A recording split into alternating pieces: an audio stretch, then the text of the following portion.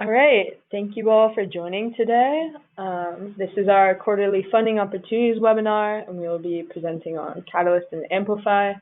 As a matter of housekeeping, all attendees are in listen-only mode, and we will answer questions at the end, but please feel free to write in your questions at any time during the presentation, and we'll try to get to as many as possible towards the end of the webinar. So I'm Corey Grunwald. I'm a program administrator on some of our technology development programs. Later on, Priya Yadav from MTTC will present on Catalyst and MTTC. And then we'll have AmplifyMass presented by Leslie Nash, who is a program manager here at MassCEC. So to give a brief background on what MassCEC is, we are a ratepayer-funded quasi-public state agency, and our mission is to grow the state's clean energy industry while helping meet the Commonwealth's clean energy, economic development, and climate goals. We try to do this through three primary actions. So we have an investment team that invests in technologies that increase renewable energy adoption by residents, businesses, and communities. And then we also have several other programs that directly deploy these types of technologies. We also try to serve as a connection between employers, job seekers, communities, and investors to grow the clean energy industry and the workforce that supports this industry. And then specifically in this webinar, we'll focus on the innovation portion. We try to spur innovation through infrastructure, funding, and technology development support. So this graph kind of displays the programs we have and how they line up with the different development stages for early stage clean energy technology startups and lab spinouts. On the earlier side, we have AmplifyMass and our internships program supporting the research, and then we have programs that go all the way through prototyping, then demonstration, then commercialization. The programs in blue are our investment programs, and then in green are technology development grant programs. And then this is a graph depicting the same programs, but in a more directly applicable format. So on the x-axis, we have, again, company development stage, and then on the y-axis, we have the total amount of funding available under that program. And again, in green, we have our grant programs. Starting on the left, we have Catalyst, which we'll be presenting more on later. It runs twice a year, and it's a $65,000 prototyping grant. Then AmplifyMass kind of spans a wide funding range and company development range that we will also be presenting on later. It primarily serves as cost share to Prime Research Awards. And then we have InnovateMass, which also has 2 solicitations a year, serves for companies that are a bit further along in commercialization and ready to demonstrate their technology. And then all along the x-axis, we have our internship program. We will also be briefly touching on this towards the end of this webinar. They are about to open enrollment for their summer session, in which you can apply to have interns funded for your company. And then our blue programs here are our investment programs that provide funding in terms of equity and convertible notes. And again, we will be presenting more in depth on Catalyst and then AmplifyMass in this webinar. And now I will pass it to Priya Yadav from MTTC. Thanks, Corey. Good morning, everyone. Can you hear me well? Yeah. Okay. So great. Thank you. So let me just start by touching upon MTTC's strategy. And our mission is to enable and celebrate Massachusetts so it can lead the nation in translating basic research to the market. And we do that in a 2-pronged approach, primarily focused on funding or grants, and the second one is talent matching. So from a grant standpoint, we offer and manage 3 grants. One is the Acorn Innovation Fund, The second is in close partnership with MassCEC, and that is Catalyst, which I will talk about shortly. And the third one is the Mass Life Sciences Innovation Seed Fund, which we partner with Mass Life Sciences on. And besides the grant side of the house, from a talent perspective, we offer a talent matching program that we launched last year called MassCEC. And this program primarily matches entrepreneurial champions with potential PIs from Marrow institutions who are looking to launch their spin out and get their research commercialized. And of course, we celebrate all of the successes that we have in Massachusetts across clean energy and life sciences and physical sciences through events that we host annually throughout the year. Thank you, Corey. Next slide, please. Okay, so let's talk more about the Catalyst program. From this graph, you can see that Catalyst is the smallest and earliest stage award program that we offer. It's right in the sprouting stage. So if this seems like it's a little too early for you, then you may want to consider one of the later stage programs. And if in doubt, please contact Leslie or Corey, and they can help you decide what program makes the most sense for you. Next slide, please. Thank you. So what is the Catalyst program? As Corey mentioned, we provide grants of $65,000 each, along with technical support from MTTC for Massachusetts-based early-stage companies and research institutions. So if you're a student, you are welcome to apply, but you have to do so with a principal investigator from your institution if they are working on clean energy innovation projects. Now, we run this program twice a year, spring and fall. So if the timing isn't good for you right now, then wait and apply in early fall for the fall cohort. Our current round for spring 2020 is open, and we are accepting proposals through March 16th. So definitely apply if this works for you and you have your proposal ready to go. Next slide, please. Now, what are our application requirements? We ask that you provide the following items: an overview of the technology and why is it important, clean energy impact, and I cannot emphasize how important this part is. Please include this for all your applications.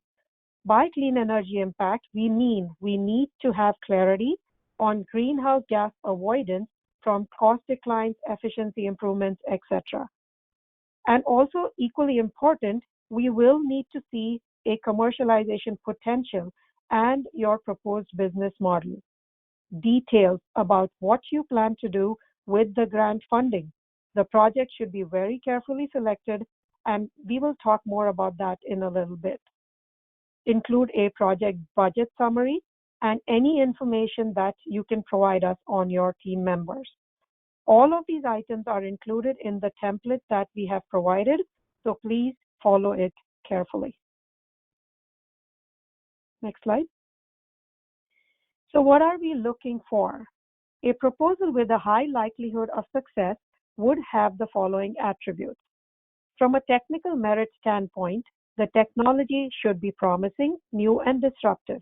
For example, we are not looking for new ways to use solar panels. Instead, we're looking for novel technologies.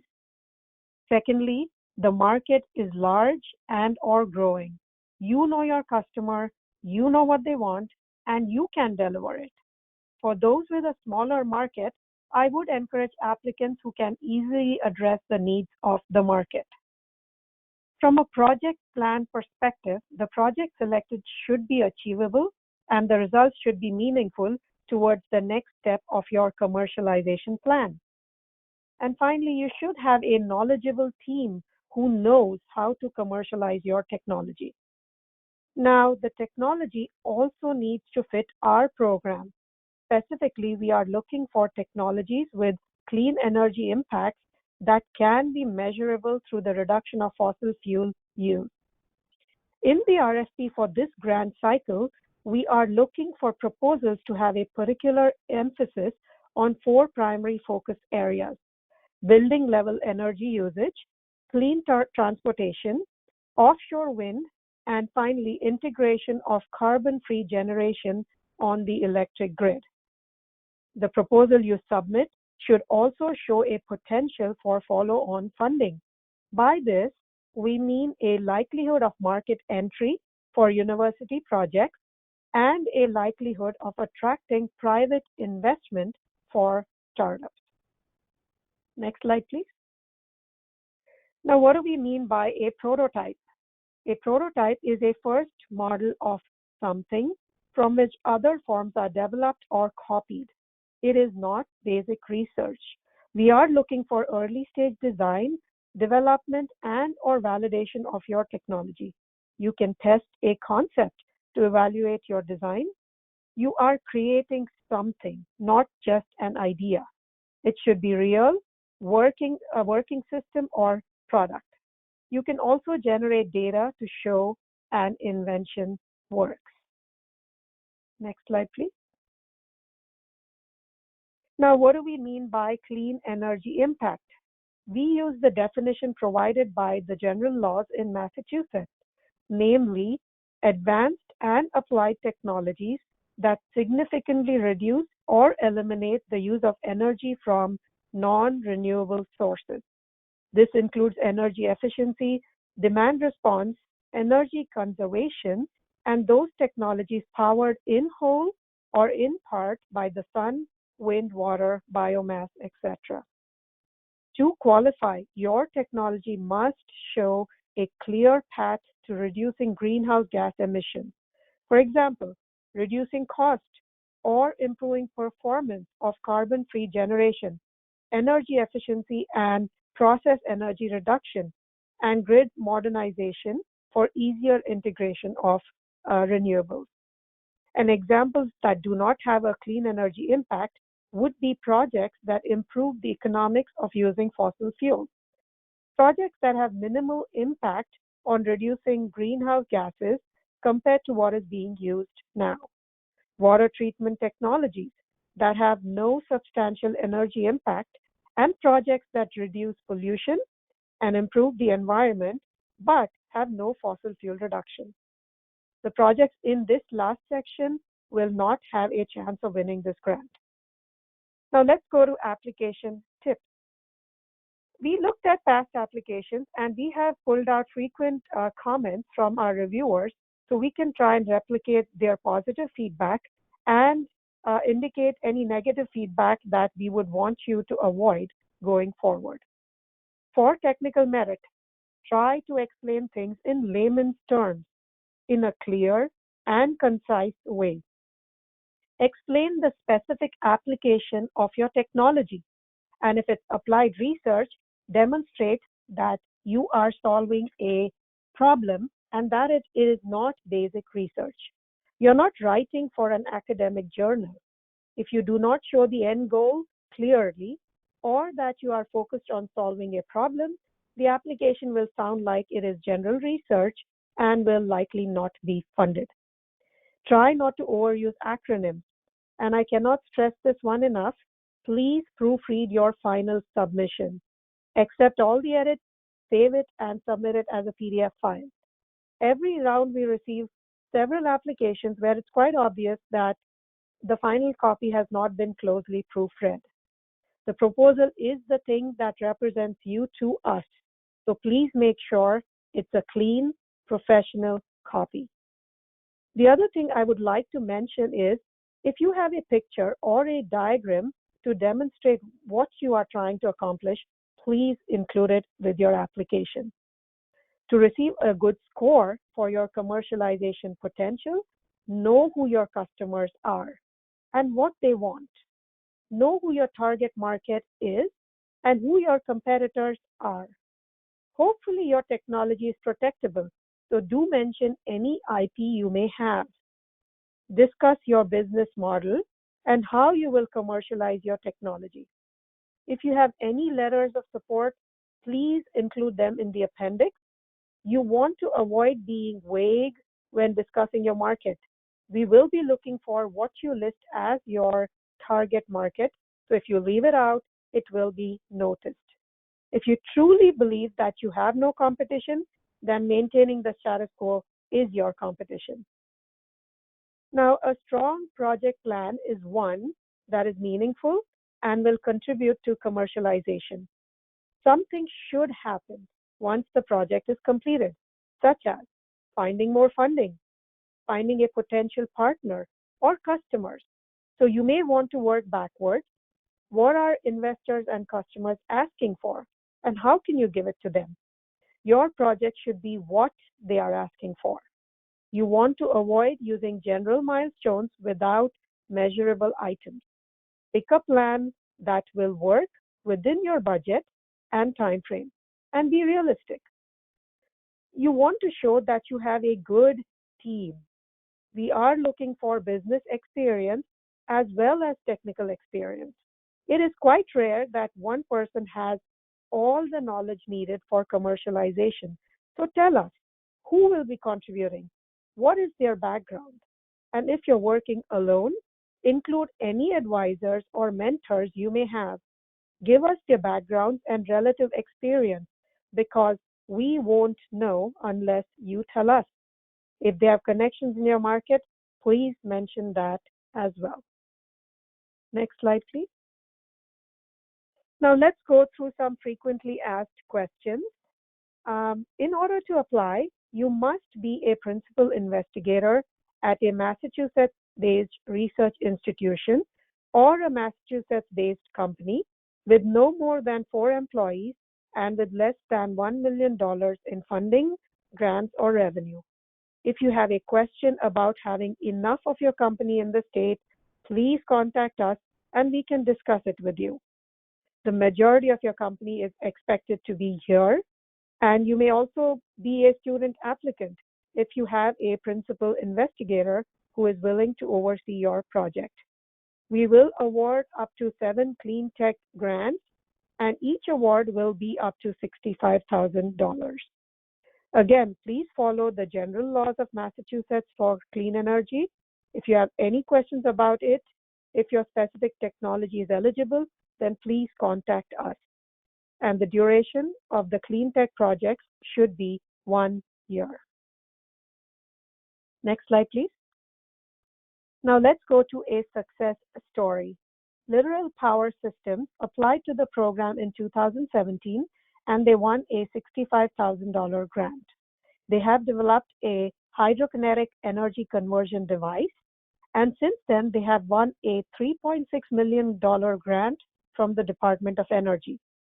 They plan to improve their turbine design and test a fully integrated subscale prototype, and they're located in Fall River, Massachusetts. Next slide, please. And most importantly, timeline and logistics. Please go to the MassCEC website for the application and template. And in order to keep the program as fair as possible, we will collect all questions by Monday, February 17th, and post all the responses we receive and we have to your questions by February 20th. You may want to check the website again on that date and make sure you are well informed. The due date for applications is March 16th, and midnight is by when we expect your applications that day. Please make sure you give yourself plenty of time to have someone proofread the final copy. From there, we will review the applications in our committee and then send them out to external reviewers. All finalists will be notified by April 13th of their status. If you are a finalist selected to pitch, we will provide pitch coaching in sessions scheduled during late April and early May, and the finalists will provide a pitch during the week of May 11th, and winners will be notified in June. One last note, any questions, please reach out to us. We are happy to clarify any part of the program. The clearer you are with what we want, the stronger your proposal will be. And please send any questions to Company Catalyst, that's one word, Company Catalyst at masscec.com. That's it for Catalyst. I will now pass this on to Leslie, who will cover AmplifyMass. Thank you. Thank you, Priya. Good morning, everyone. As Priya introduced, my name is Leslie Nash. I'm a program manager here at the Mass Clean Energy Center, and I will go over our AmplifyMass program.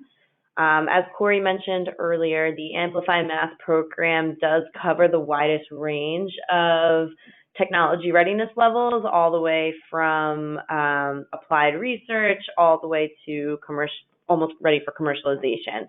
The funding amounts also have a pretty wide range. It can be up to $500,000. I will caveat that by saying it is pretty rare that we actually give the $500,000 amount. Our awards tend to be average more in the $200,000 to $250,000 range, just to provide a little color on that.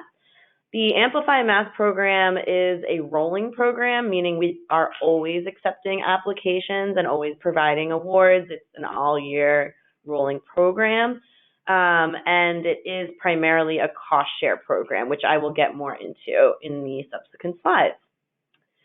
So AmplifyMass, as I just said, is a cost share adder grant program for a prime award, and what that means is, for example, if you are applying for a Department of Energy award that has a cost share requirement, and you are a Massachusetts-based company or Massachusetts-based university or research institution, you can come to MassCEC and apply for that cost share to be fulfilled by us. As I mentioned also, the applications are accepted on a rolling basis. Applications must be submitted to MassCEC before the primary funding is contracted. That is an important note. So if you are seeking cost share funding support from MassCEC, make sure you submit your application to us before you've executed a contract with that prime award. For example, my earlier example for DOE or something along those lines. Similar to the Catalyst slides, we'll go through some of the application requirements. First, we need a description of the technology overview, and project summary. Basically, the three main points we're trying to understand are the context for your project, the challenge that is posed by the market currently, and the solution that your project is providing. Next, we expect to see a strong potential for commercialization and a solid business model. And last, similar to Catalyst and all MassCEC programs, we do need to see a strong carbon story. And by what that means for the Amplify program, we actually have a formal section called the Total Addressable Carbon Analysis that we want you to quantify the potential for avoidance of future carbon emissions. The project should be described to include who is working on the project, including, for example, the principal investigator, if you're working with a university, the project partners, if there are any other collaborators, be either in-state or out-of-state, and the other contributors, so those who will also be providing funding besides MassCEC, whether that be cash or in-kind services, materials, anything. Next, we like to see a coherent project plan, what you're going to do with who, when, where, and how much money for each of those specific items. We also would like to see successful targeted project outcomes and the next steps. What will you do after this project? Where will this project take you towards commercialization? And of course, a project budget summary. For the AmplifyMass program, we have an application form template. We also have a project budget template. So there are two templates that must be completed for this program, both of which are available on our website. And lastly, in addition to the two templates I just mentioned, we also request a copy of the proposal that you submitted to the Prime Award and any information on that status. So if you, for example, applied to the NSF, we'd like to see a copy of that. We'd also like to know if you've been awarded or if you've just submitted your application or what the status is of that prime proposal. Here's a little bit more information on that total addressable carbon analysis I mentioned earlier.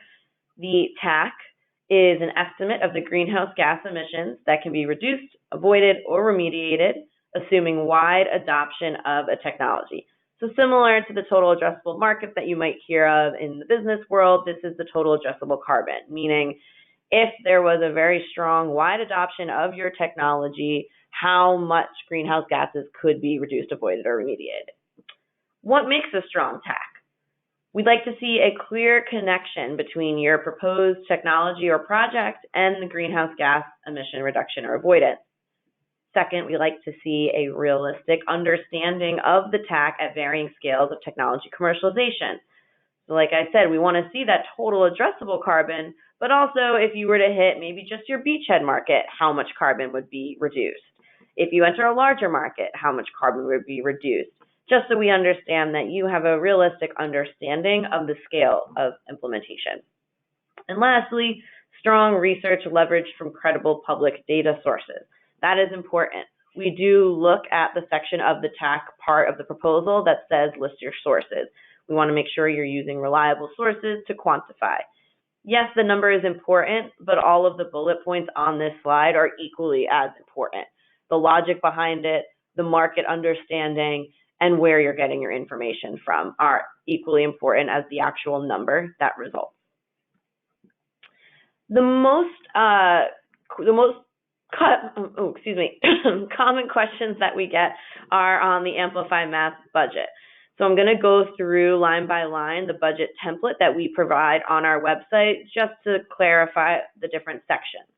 So the first section is this box, which you can see from the blue vertical bar on the left, is specifically about the prime grant. So we want to see the prime funding entity. So if it's the DOE. Second, we want to see the amount that the prime is providing, and that is the total. So just to kind of dig into that a little bit, sometimes we'll see a grant application from a university, and that university is partnering with several other universities in other states that are also receiving parts of the prime award. So if you're receiving $1 million across 10 partners, we want to see that $1 million number listed here, not just what's specifically going to you, the one partner on the project. So we want to see the total amount that DOE is giving to you and all of your partners, as an example. Next, we want to see that prime award and how it's allocated amongst those project participants. How much are you getting, including yourself? How much are the other partners receiving? The second part of the budget template, as described in the blue vertical bar, is the other project funds. So first, we have the prime on the last slide, and now we want to know where else are you potentially getting funding and how is it required? So the first box says required cost share funding. How much is required by the prime? If there is nothing required, that's fine. You can certainly come to us describing the adder funds you're requesting or the funds that you're requesting to just bolster that prime proposal, but there still has to be a prime attached regardless in order to be eligible. So the first box will allocate how much is required. If the answer is 0, because there's nothing required, then just put 0 and move to the next box, which is for the description of how much is not required that you're requesting from us. The total project budget gray box will automatically calculate based on the total amount that you're using for the project, which includes the MassCEC grant request and the prime award. Please make sure you include the amount that you're requesting from MassCEC in this box, and that number should match what you list on your written application as well. If there are other sources of funding that are not from MassCEC and not from the prime, you would list those here. Sometimes the answer is there are none, and that is also fine. You would just enter 0 or leave it blank. And as I already described, that number is a result of the prime grant plus the required cost share, plus any additional funds, plus MassCEC grant and additional funding. Lastly, the bottom part of the budget is the project expenses. So this we like to see basically what you're spending MassCEC funding on and what you're spending the prime award funding on and any other additional funding sources outside of either of those two. So you would list, for example, how much the prime award is covering for project staff, salaries or how much MassCEC is covering for staff salaries. There is a notes column on the far right where we could expect you to kind of describe each of those line items in further detail if they're not apparent or clear. For example, if you list something under other expenses, please describe it in the notes section. Now, similar to the Catalyst slide, the Amplify program also has specific items that we're looking for. Strengths of the application include technical merit. So the technology is proven, yet new and disruptive. There is a potential impact to the energy sector. There is a potential impact to Massachusetts. So both of those items need to be clearly described in your application.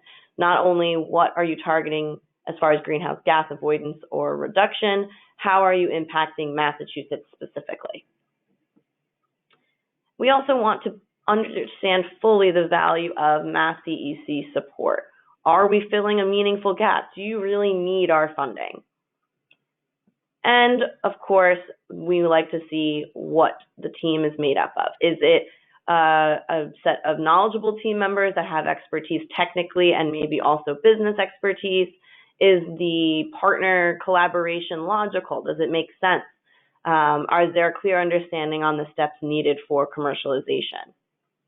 All of these components would result in a high likelihood of success. We also have specific programmatic aspects that we review, specifically clean energy impacts. The industry and the applicant learn something important from the project. Is there a strong potential for market entry? For companies, this would mean improving competitiveness in an existing market. For research or university-type applications, then a clear path to industrial relevance. Something that bolsters research-related projects are partners that are either in industry or would likely adopt the technology upon successful completion of the project. Something that we also look for in the Amplify program that we do not require in the Catalyst program is a leverage funds factor. So what that means is, where else are you getting funding from? So is the DOE grant, as I've been using the example of, is the DOE grant providing a high level of funding to you and you're requesting a small portion of that from us? That would result in strong leveraged funds. Are there other people who are contributing funding to the project? That would also add to that leveraged funds. So the higher the leveraged funds factor, the more competitive the proposal is internally to MassCEC. To reiterate some of the strengths that we look for, the tips for making a strong project proposal, clear positive impacts to Massachusetts, as I mentioned earlier, demonstrated value of and need for MassCEC funding, strong clean energy impact, that is very important amongst all the MassCEC programs, and of course, like I just said, the higher the grant request, the more leveraged funds. Basically, MassCEC wants to see that our funding is being amplified by bringing in other dollars to Massachusetts in a strong leverage funds factor. We break it out by research and company proposals because there are some specific strengths that we look for in each depending on the applicant type. For research proposals, we like to see a disruptive idea being pursued by a team with the appropriate expertise. We like to see a direct path from research to commercialization. That is very important for a research proposal. And lastly, MassCEC funds are being used for PhD students or capacity building. We just want to make sure that our funds are being used in an appropriate way. And on the company proposal side, we'd like to see a logically developed business plan, including early stage price modeling, a clear identification of partners and customers. Do you know your market? That's very important. And lastly, again, how are MassCEC funds being used? New hires or equipment are two typical things that we like to see. On the other side, some comments from reviewers that we've received, things that maybe don't bode so well as far as being a successful proposal. MassCEC funds are not crucial to project success, meaning you don't necessarily need the funds. We're not fulfilling a funding gap. The clean energy impact is small or has a very high risk. Weak technical review, or a high grant request with very small leverage funds, meaning if you're asking MassCEC for the $500,000 maximum that the program allows, Are you only matching that on a very small dollar amount on the other side? Again, broken out research and company. For research proposals, unsuccessful proposals demonstrate basic research with limited industrial relevance. They have an unclear differentiation from maybe what's business as usual, and there are high overhead rates. We do encourage research proposals to seek either an overhead waiver or reduction from their university, so that way we can see that MassCEC funds are being used for actual project work.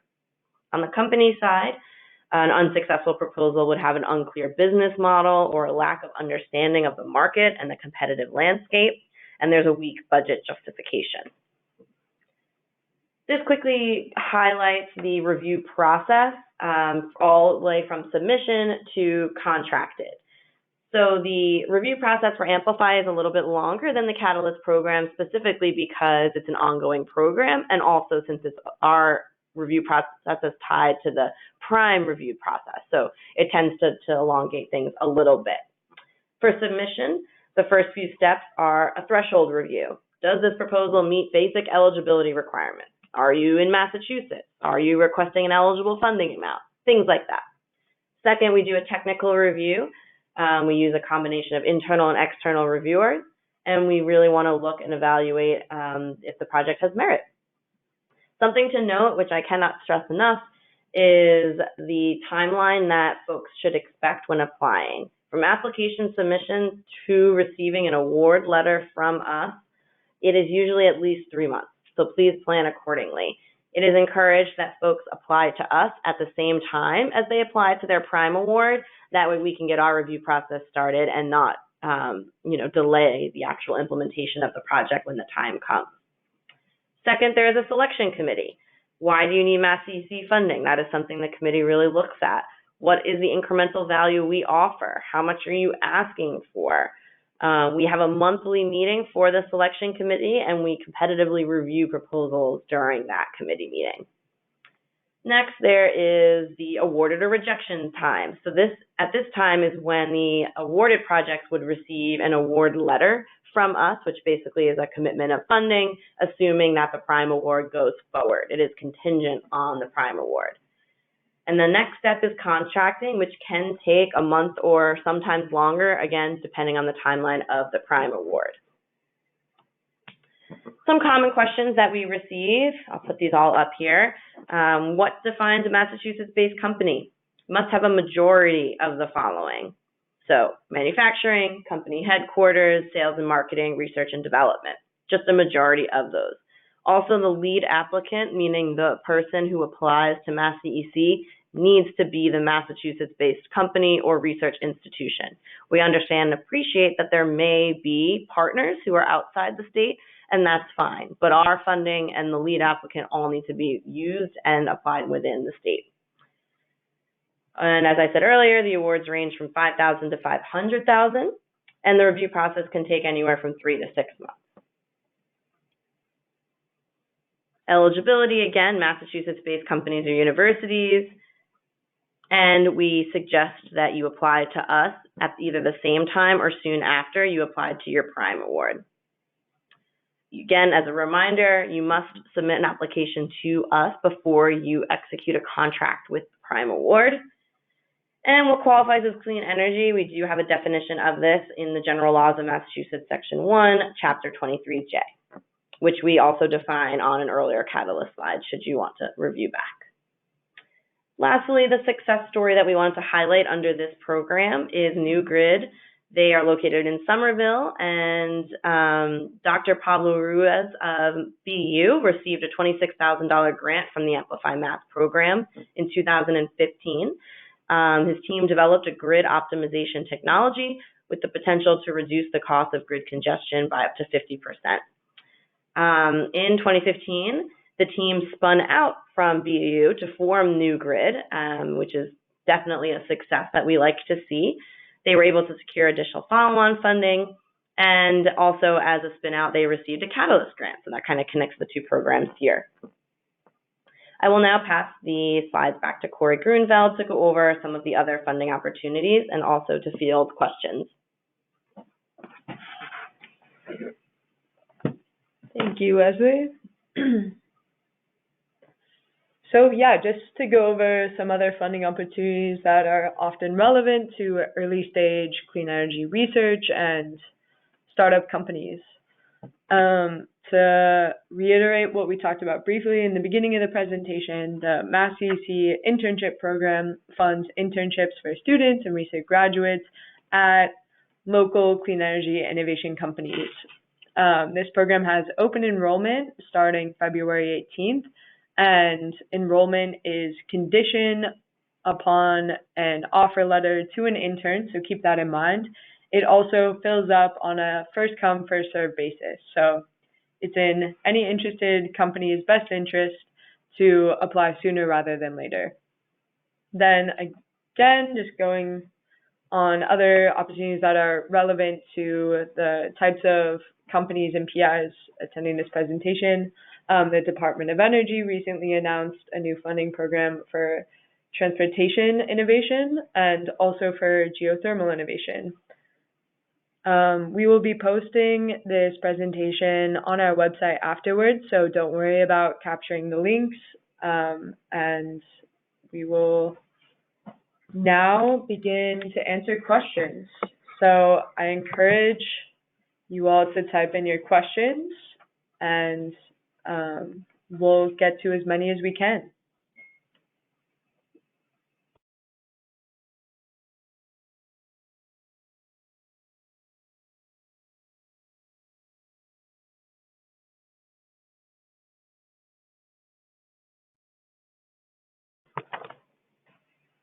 All right.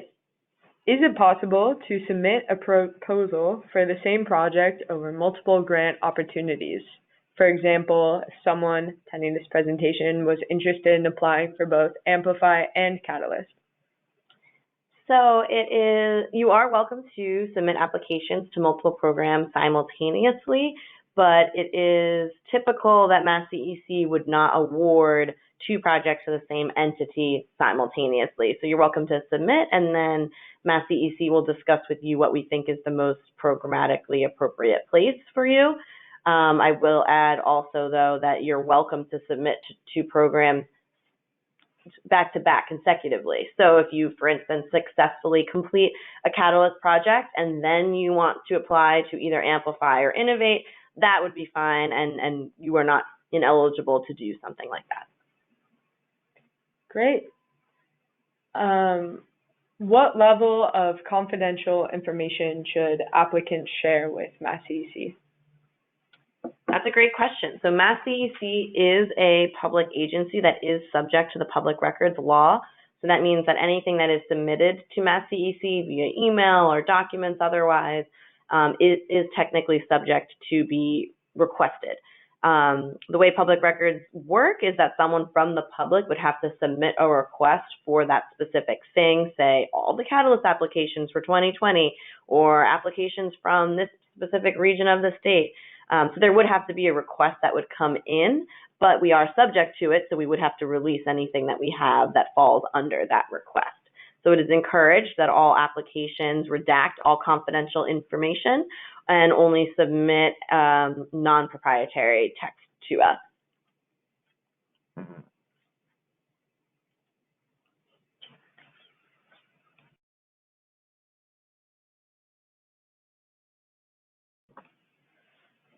Is there a typical scope for Catalyst that is preferable for software companies to submit, such as building software infrastructure or building out an algorithm or a user interface, etc.? Yeah, so I wouldn't say that there's necessarily a typical scope that we would advise as best case. I think if there is a software proposal, which we've received before, the program has received and awarded software proposals, I think the same rules apply for some of the earlier kind of, successful tips to make sure that you describe the problem that the software is solving. So yes, we don't expect to see code or anything along those lines. We just want to basically understand, why is your software important? How is it disruptive? What problem is it solving? And why is it innovative? So, maybe a competitor analysis or a market analysis might be a good section to include for Catalyst and for Amplify. I would say this goes for either program to really just draw down on some of those same points, whether it's software or hardware.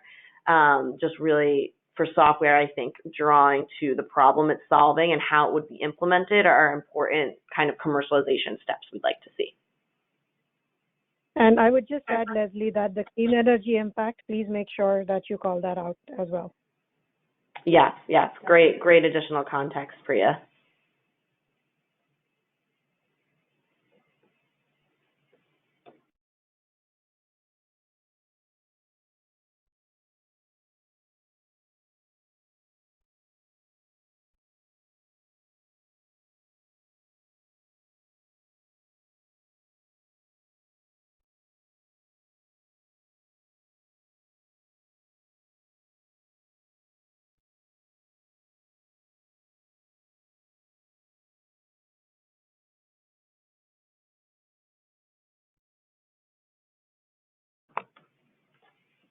Okay, we have one last question. Is a commercial or industrial partner required as a part of a Catalyst proposal? So I would say for either Catalyst or Amplify, no, it's not required to have an industrial partner, but it is definitely encouraged. I think anytime there is an industrial partner, whether that means formally providing funding or in-kind services, or more in an advisory role, or providing letters of support, letters of interest, any shape or form of what an industrial partner means. I think anytime we see that, it strengthens and bolsters the application because it really draws down on that commercialization piece that we look for. It shows there's a need, there's a market pull, and you're really solving an industrial problem. Okay. Thank you, Leslie and Priya, and thank you all for attending. That concludes our webinar for today. As a reminder, you can always submit any additional questions you have to companycatalyst@masscec.com for the Catalyst program and AmplifyMass@masscec.com for the AmplifyMass program. We will be posting both a PDF of this slideshow as well as a recording of the webinar on our website, likely within the coming week. And again, any questions posed about the Catalyst program and their answers will be posted on our website by February 20th. Thank you all for attending and have a great day.